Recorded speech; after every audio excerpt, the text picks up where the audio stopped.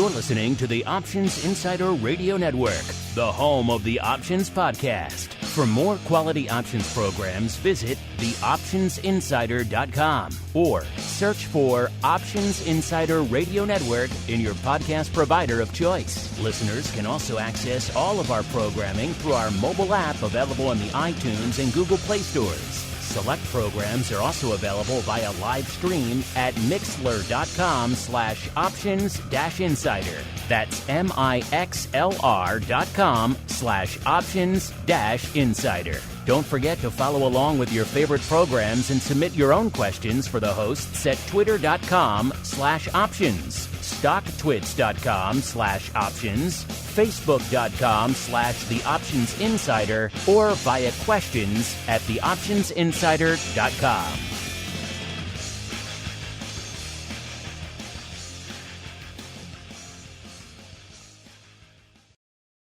You wanted it, you got it. A radio program that helps teach you options trading inside and out, basic to complex. This is Options Bootcamp. Whether you want to learn how to protect your portfolio, generate income, or even become a master of volatility, the Options Bootcamp drill instructors will break it all down for you. Now, let's get you into peak options trading shape. Here are your Options Bootcamp drill instructors.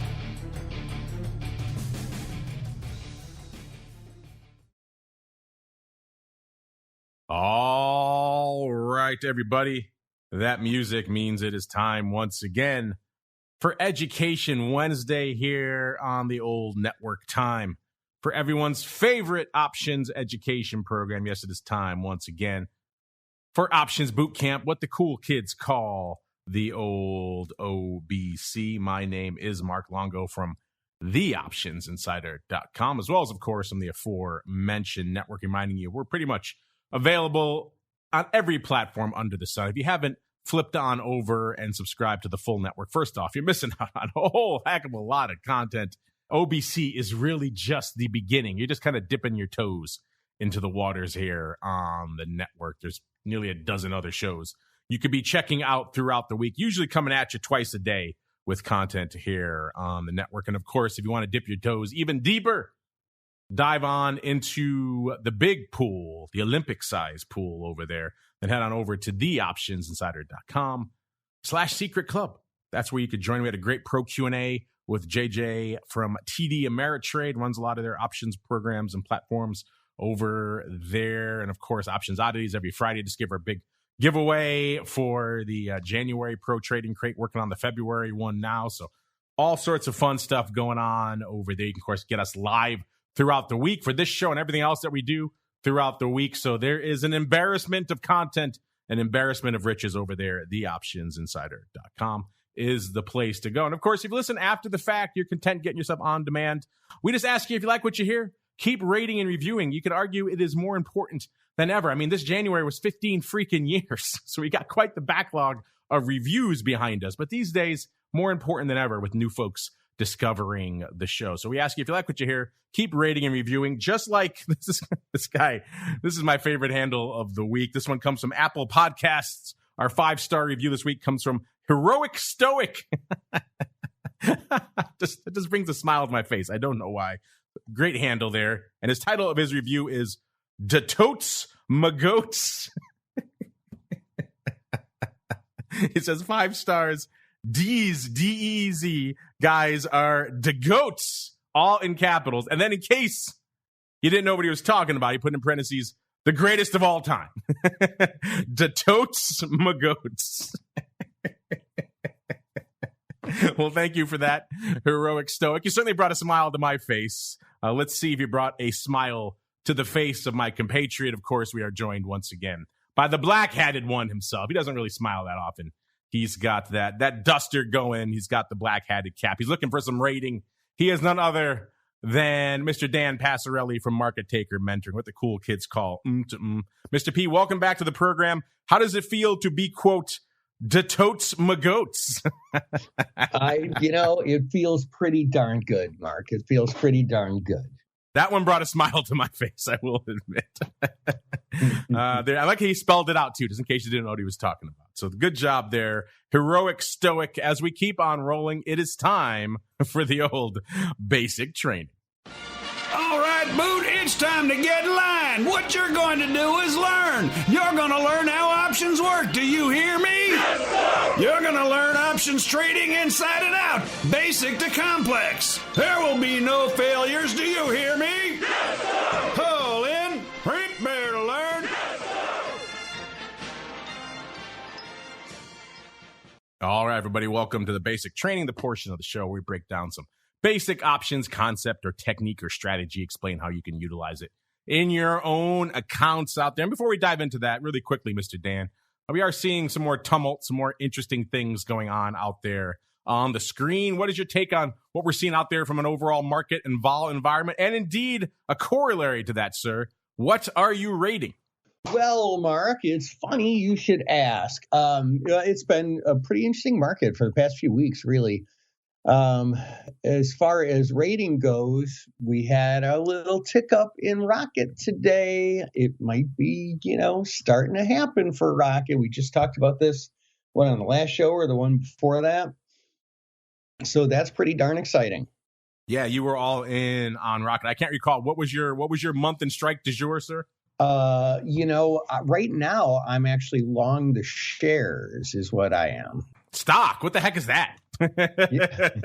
Actually, it is somewhat appropriate for our basic training today, but you're right. Rocket taking a nice little pop, going from about 12.50 this morning to almost 13.40 today before giving up a little bit of that now. So yeah, interesting stuff out there. When we did our question of the week a couple weeks ago, but which of these beaten up meme names are you guys taking another look at? We didn't include Rocket, but we got a ton of write-ins for Rocket. So clearly you're not alone in your love for all things Rocket out there. But you mentioned stock, holding stock. We don't talk stock a lot on this show because the name of the show, after all, is Options Bootcamp. But we got an interesting question this week, and we thought it might be worth spending a little bit of time on the old underlying this week. This question comes in from Derek L. He says, "Hey, drill instructors." Well, hello, Derek. He says, "I'm new to the options game and loving me some OBC." Oh, well, glad we could welcome you to the warm and inviting world of options there, Derek. He goes on to write, "I saw this tweet today from the SEC, and I thought it would make a good discussion topic for the show. Can you explain exactly what this means and the impact it could have on options traders going forward? Thanks so much. You guys are literally," oh, in all caps, literally, "the best in the business." So, Dan, if you're playing the home game there, we have now been called on this show the Totes Magoats and literally in all caps, the best in the business. What say you, sir? You're getting a lot of love today. Wow, I want to play that like Sally Field's Academy Award quick. You love me. You really love me, or you like me, whatever she said. Yeah. Play it for your wife. She's like, "Look, people like me." She'll be like, "Who are these idiots who actually like you?" But yeah, good question here, Derek. And he actually includes a link to his tweet. And the SEC tweeted out, I don't have the date on this. Looks like it's pretty recent, though. He says, "Today we proposed rule changes to reduce risks in clearance and settlement of securities, including shortening standard settlement cycle transactions in securities from 2 business days after the trade date, aka T+2, to 1 business day after the trade date, T+1. And they have links to more of their circulars and everything along those lines. So as Derek wants to know, what the heck is this and what does this mean for options traders? So let's dial it back a little bit. Like I said, we don't talk about stock that often. We talk about options. You guys know about things like clearing. We mentioned that before. We've done some shows before on exercise and settlement and pin risk and all the different nuances that go on the option side when it comes to settlement. But guess what? Stock has a settlement process too. And I know that's kind of counterintuitive to a lot of people, especially who are newer to the markets now, because they're used to coming in, seeing a bid, maybe hitting it if they like it, lifting an offer. The trade goes up instantaneously, a fraction of a second, and you're filled. And most people don't give it a second thought. That's it. The trade is done. But from your broker's perspective and from your account's perspective, the journey has kind of just started there. And that's kind of what this is alluded to. So this is talking about the settlement process. I know, Dan, when we first got into the business, it was somewhere around T+5. Do you recall those crazy days, sir? Yeah, it was T+5 back then. That's right. That seems like an eternity now, does it not? I know, man. I mean, imagine waiting a whole week for this stuff to pretty much hit your accounts. What are we talking about here? Okay, T plus whatever, T plus X, T plus 1, T plus infinity. That is the time it takes to actually settle your trade. So let's say you go out, you buy your 100 shares of whatever the heck it is. For our purposes, let's say it's XYZ, a very popular name. Everyone loves to buy it and or sell it. In this case, we're going to buy 100 shares, a round lot. You buy it, you see it on your brokerage platform, whatever it is, Robinhood, TD, and you say, oh, it's offered at $50. I like it. I'm going to buy it. Bam, done.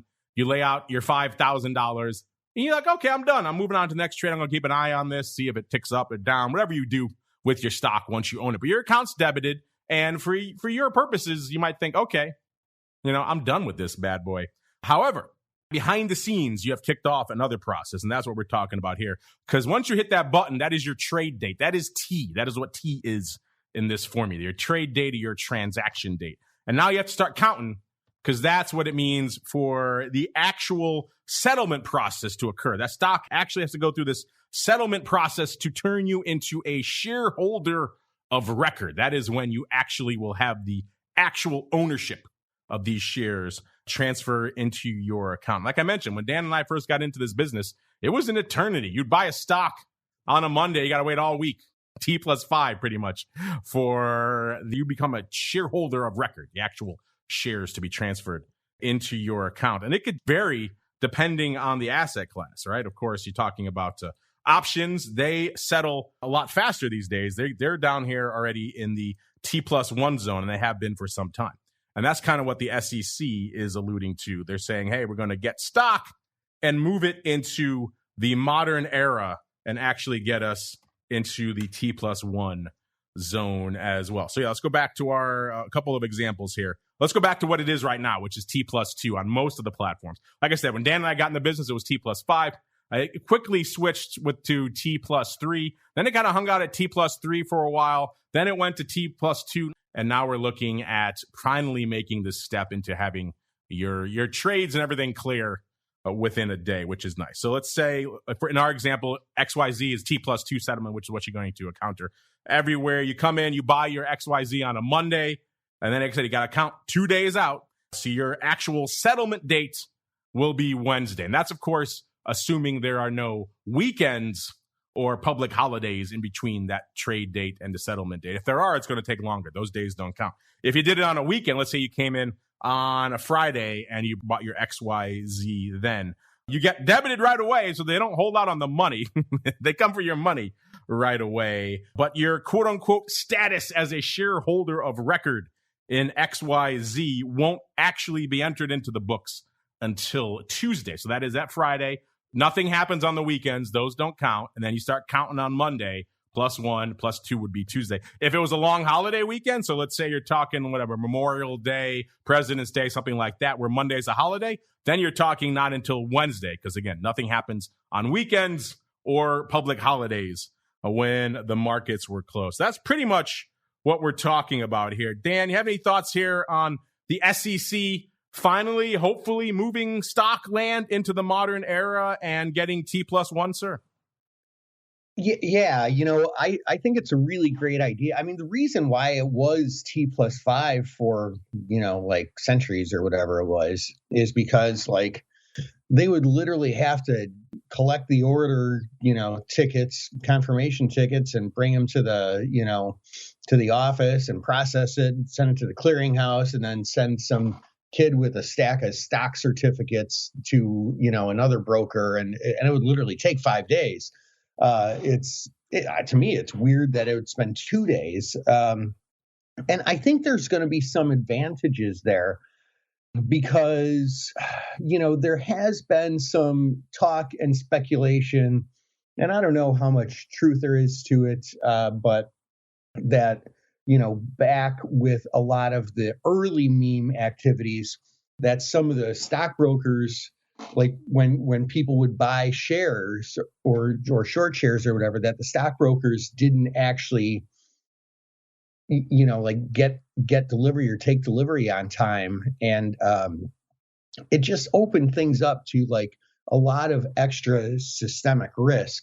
And so I think that it seems to me that the less time for the actual settlement to happen, the less room for,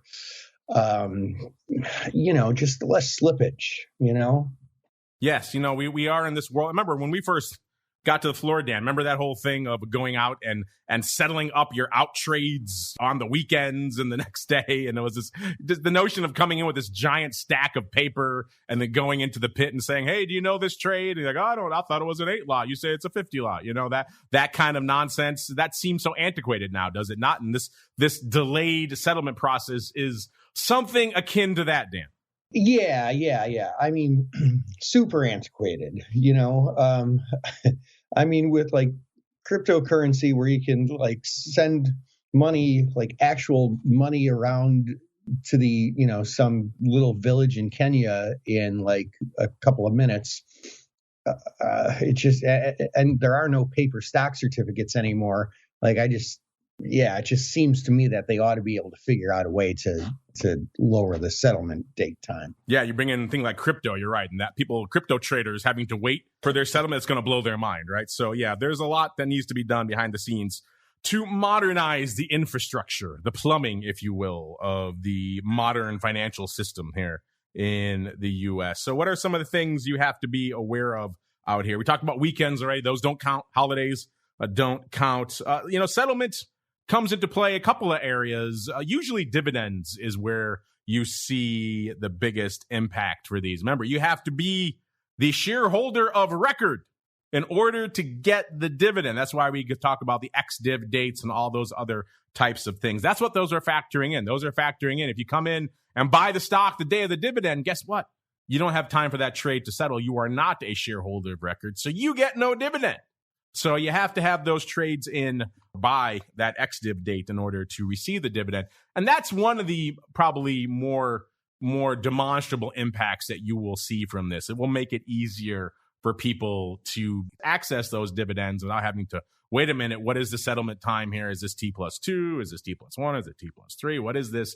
And when am I going to actually be able to get this dividend? So minimizing that time and minimizing the headaches around dividends is probably going to be the biggest impact here for stock traders and for options traders overall. Dan, was that your takeaway as well? Probably the biggest impact for most of your clients?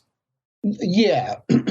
Yeah, I would absolutely say that. I mean, to be honest, like for most aspects of trading, this is pretty much just like sort of a background issue, like something that you'll never even think about.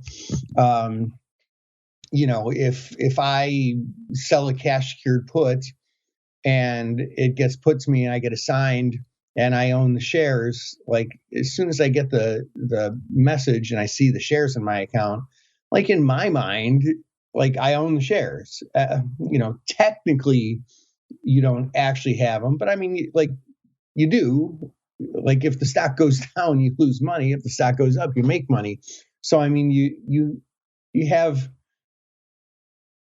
ownership, you have control of them, but like they're not like technically there. So I don't know, like it's a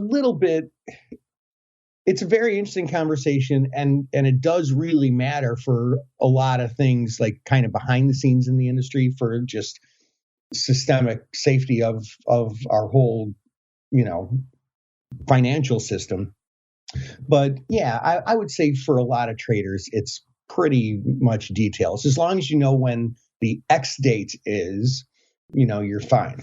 You're right. They're talking about those shares hanging out in your account after the put gets put to you. That's the one thing we have lost in all this modernization, Dan. Now that options are settled pretty quickly, stock's going to be settled even faster. You no longer get those free days of flow. You used to get 2 or 3 free days when, let's say, the put was assigned and was put to you on a Friday. You had a few days there where you had the stock in your account, but you didn't really need to have the capital to pony up there right away until everything was settled up.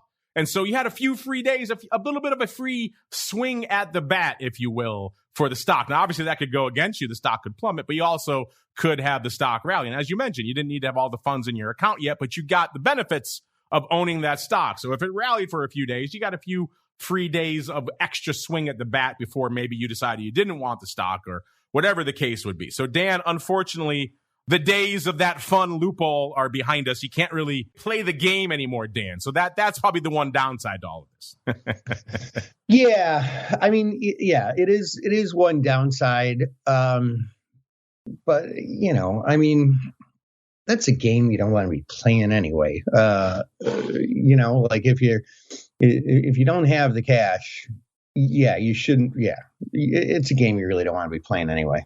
No, I said that mostly tongue in cheek. We don't want our listeners to be out there doing it.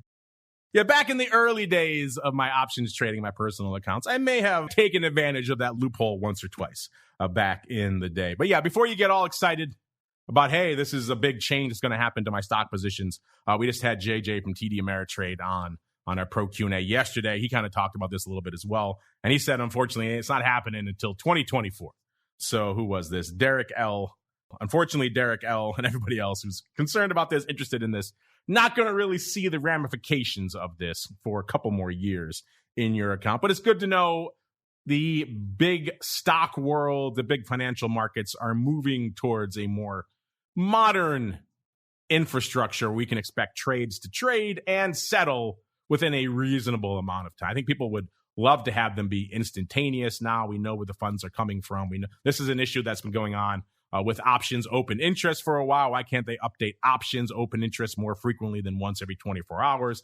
We match up the trades pretty much instantly. The days of having to wait for an out trade for a day are kind of gone. So we can update that stuff more frequently if we want. It's just a question of getting the infrastructure there. So there's a lot of other areas that could use a little bit more modernization, but I'm glad to see that the stock world is finally getting up there. So I get it. Stock settlement, not exactly the sexiest of things out there. But Dan, you'll be happy to know while we were talking about the sexy world of stock settlement that I got an alert on my screen for some reason that the micro mini skirt is now dominating New York Fashion Week. So that's a little bit sexier maybe than settlement. Just a little bit, Dan.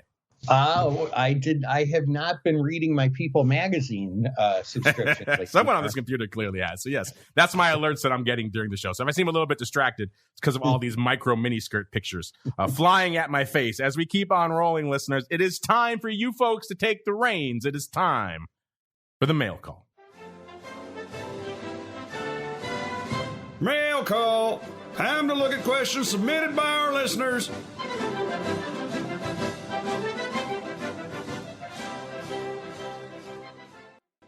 All right, everybody, let's do it. Let us commence your mail call. First, let's pay off some of the questions we've been asking you folks. We asked you guys last week if you had to buy a 10% out of the money call expiring on December 31st in one of the following names, which one would it be? Would it be Peloton, Facebook, Robinhood, or the old standbys of your S&P 500? We don't care the flavor. SPY, SPX. Pick your poison. And Mr. Dan, I was kind of surprised by the results of this, especially given where we are right now, how topsy-turvy these markets have been. We've seen a lot more red on the screen this year than maybe a lot of our newcomers to the markets are used to over the last couple of years. And yet, in spite of all that, nearly 42%, 41.9% chose SPX and SPY, 30.2% chose Facebook, and then we had 15.1% for Peloton, only 12.8% for Robinhood, a name that's been pretty beaten up. Dan, are you surprised that so many of our listeners are just going old school SPY, SPX, and expecting a nice 10+% return before the end of the year? Yeah, I mean, I am a little bit surprised, TBH. I mean, you look at some of these names, and Facebook, everybody loves to hate Mark Zuckerberg, and I'm kind of with the majority there. And then Robinhood has gotten a lot of hate from a lot of the young Reddit investors, especially. Love and hate. We call it a love-hate relationship.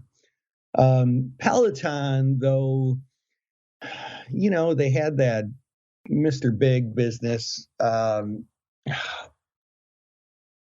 don't know. Like it's pretty surprising that Yeah, it's pretty surprising somebody just didn't jump on some of these really beaten up stocks. I mean, a 10% recovery. Yeah, I'm surprised. Yeah, I was definitely surprised that we wouldn't see maybe a little bit more love for our hood. Certainly Peloton, you're right, has had a lot of headlines of late. That moved 10% over the course of the week. So you could maybe reasonably expect the 10% move in that one more than the S. But yeah, people liking themselves the S. Did you vote? Did you not vote? Do you agree with those thoughts, listeners? Hit us up. Let us know. Yeah, Facebook's been beaten up to high heaven, and yet no love there either, which is kind of interesting. This week, we're asking you a kind of related question, given your love for all things index. We said, we had the Super Bowl, obviously the big game on Sunday. According to the quote-unquote Super Bowl indicator, and again, I don't put a lot of stock in these things, but they are kind of silly, and a total combined score of only 43 points in the big game, which was the score this week, that foreshadows a weaker year in SPY and SPX. So we asked you guys, are you guys buying what the Super Bowl indicator is selling? Quite simply, how are you guys positioning right now in your broad S&P portfolio, given the fact that most of you obviously still think we're due for 10% or more in the S, or maybe you're buying this Super Bowl indicator, think it'll be a weaker year, sub 10%. We gave you 4 choices. You're just hanging out long SPY or the S right now, or you're long SPY calls, maybe some verticals, or the old stock substitution, or maybe you're long SPY, but with the put in your back pocket for a rainy day, or other. And once again, if you're going to do the other, listeners, you got to hit us up with your suggestions. Why we do it. We love to hear what your thoughts are on the other. Mr. Dan, this went live yesterday. What do you think is leading the dance right now, sir? Well, I mean, it's a it's a pretty absurd observed correlation here for sure. I mean, you could pretty much correlate anything if you want. If you're doing this. Are you poo-pooing the Super Bowl indicator, sir? How dare you? I am a little bit. Yeah, I am a little bit. I mean, for me, well, hey, look, I said beginning of the year, a half a quarter ago, that this was going to be probably a volatile sideways, at least first half of the year. And that's what we've been getting. I mean, for me, I'm still long the market, pretty fully, and that's just because I'm in it for the long term. I mean, it's pretty hard to really time the market, and so yeah, I mean, I plan on just sort of riding it out. If the market gets up really high and the volatility really drops off, I will buy some puts and that kind of thing, and I've done some of that this year. And if it gets down real low, I do have a little bit of cash that'll probably, add to the kitty there. But so you're voting for the old school long the underline.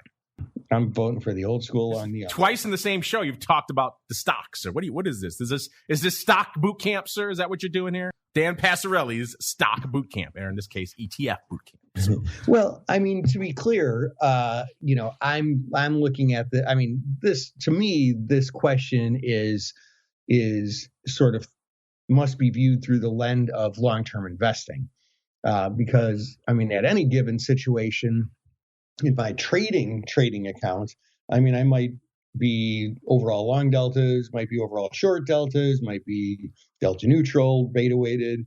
That's just a whole different scenario. So yeah, I mean, I'm only looking at that through the lens of what's my IRA say?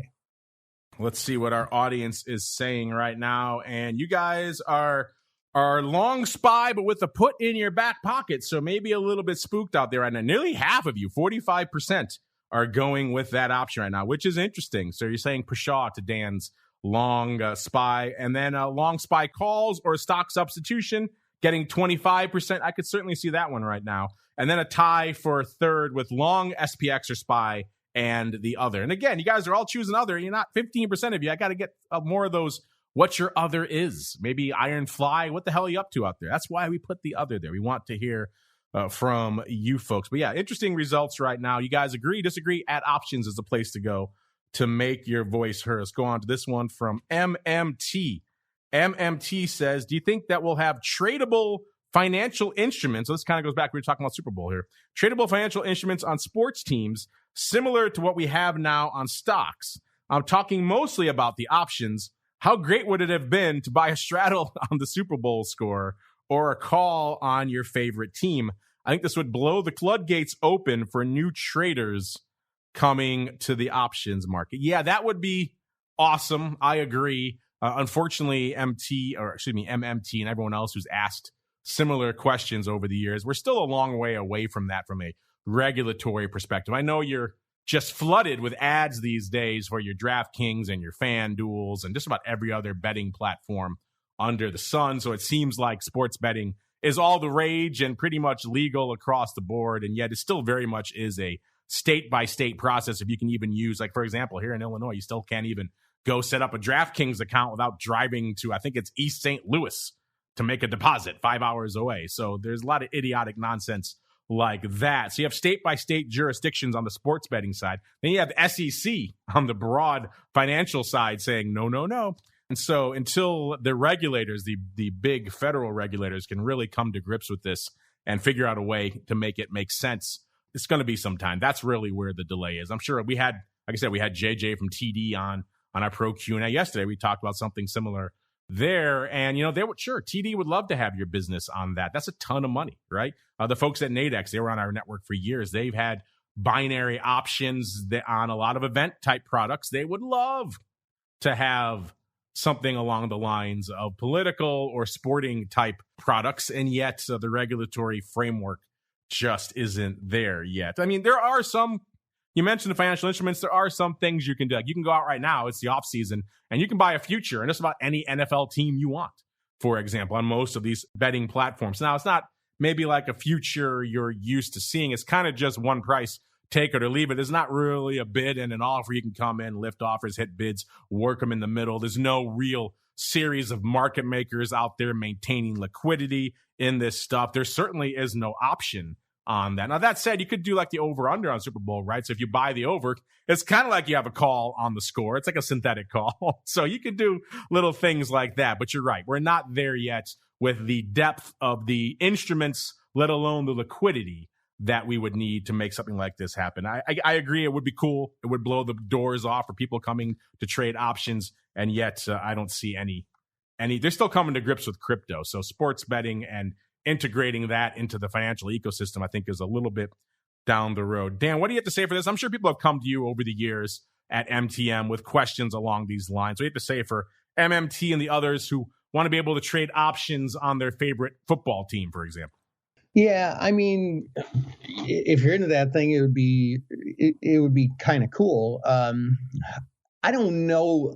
I would have a hard time seeing any like actual exchanges like the CBO or something getting behind that.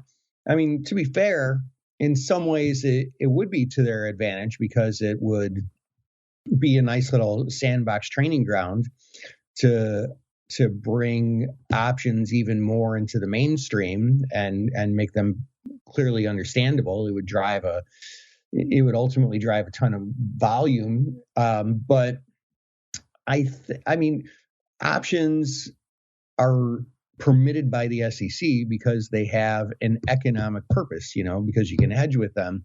Whereas options on sports teams, I mean, that's just purely another way of gambling.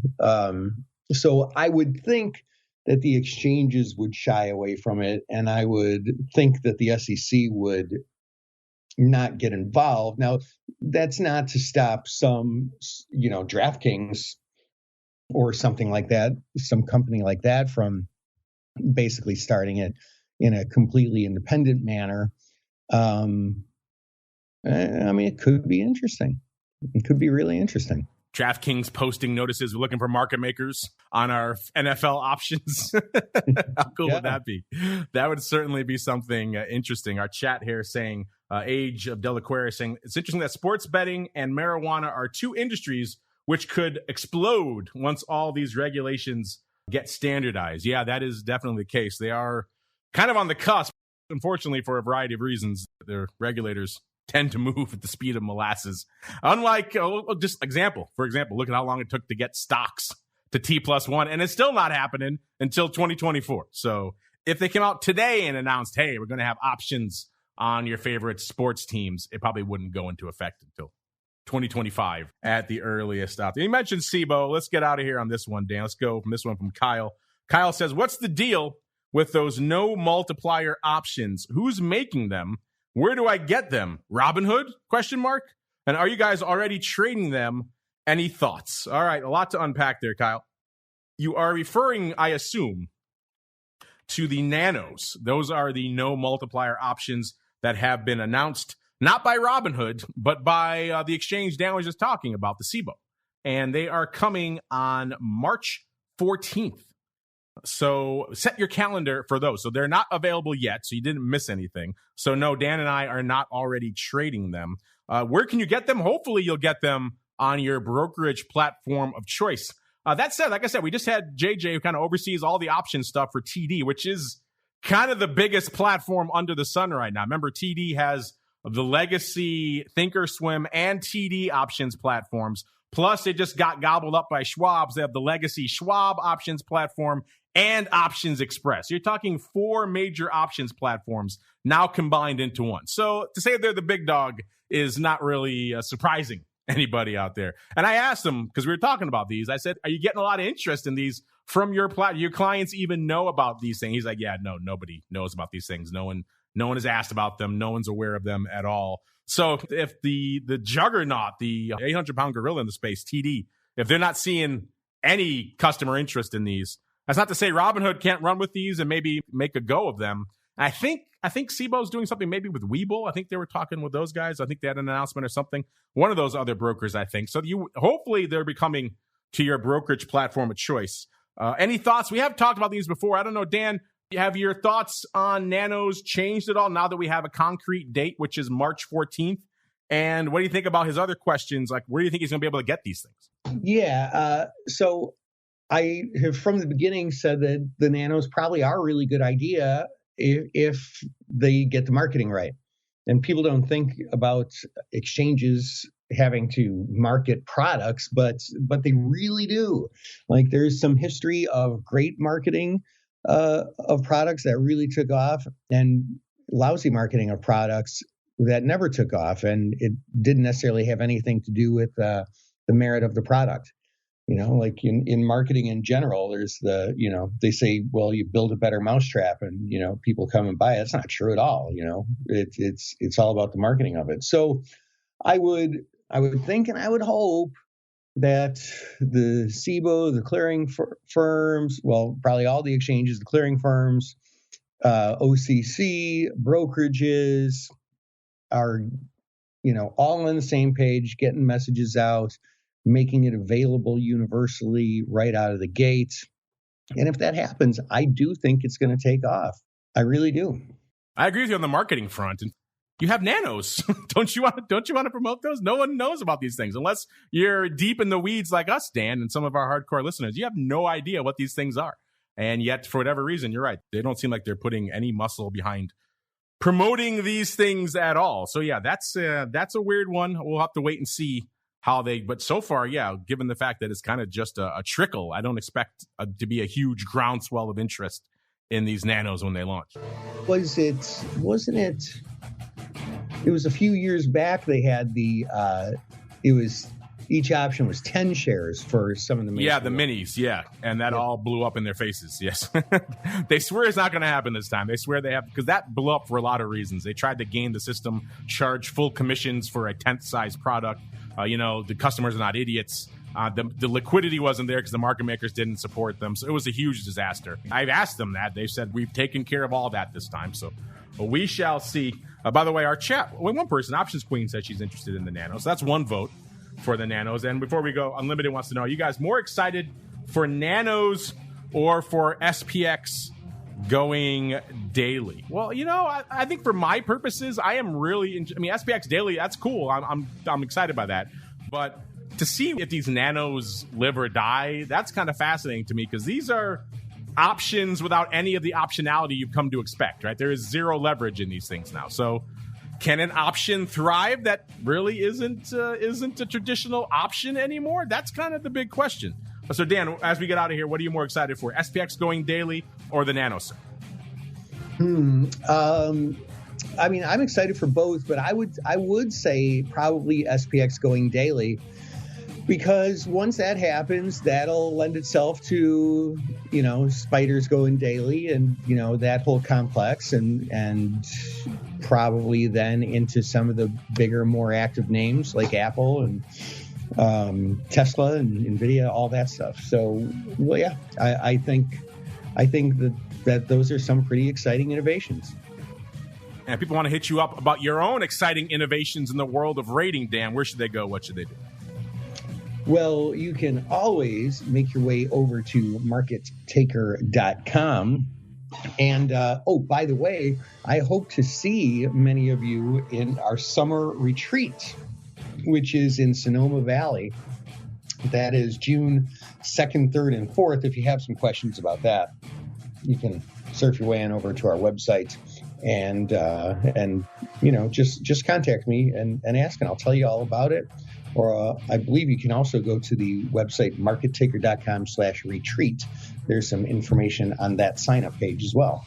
I don't retreat. I'm always moving forward, sir. There's no retreating here on the old option. But if you want to be a coward and retreat with Dan to Sonoma Valley, drink some wine, markettaker.com. 2 T's is the place to go to learn more. You don't have to go anywhere. If you want more Q&As, man, we must love you folks, listeners. We're giving you so many chances to have your questions answered this week. Why? Because it's a special occasion today, listeners. It is the 400th episode extravaganza for OPR. So we have dragged Brian kicking and screaming. Is going to be answering your questions live for a full hour today, coming up starting at 3:30 p.m. Central. And because it's a party, we're going to open it up far and wide to all takers. So get in there.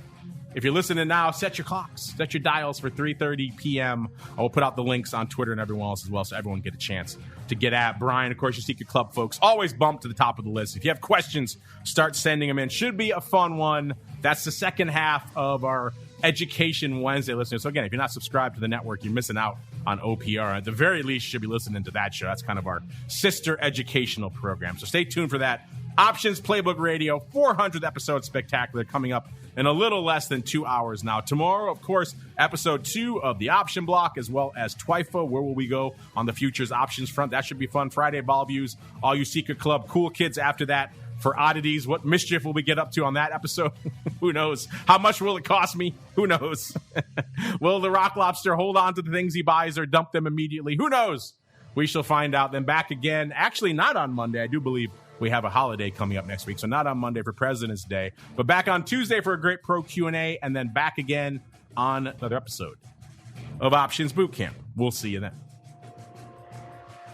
You're listening to the Options Insider Radio Network, the home of the Options Podcast. For more quality options programs, visit theoptionsinsider.com or search for Options Insider Radio Network in your podcast provider of choice. Listeners can also access all of our programming through our mobile app available in the iTunes and Google Play stores. Select programs are also available via live stream at mixlr.com/options-insider. That's mixlr.com/options-insider. Don't forget to follow along with your favorite programs and submit your own questions for the hosts at twitter.com/options, stocktwits.com/options, facebook.com/theoptionsinsider, or via questions at theoptionsinsider.com.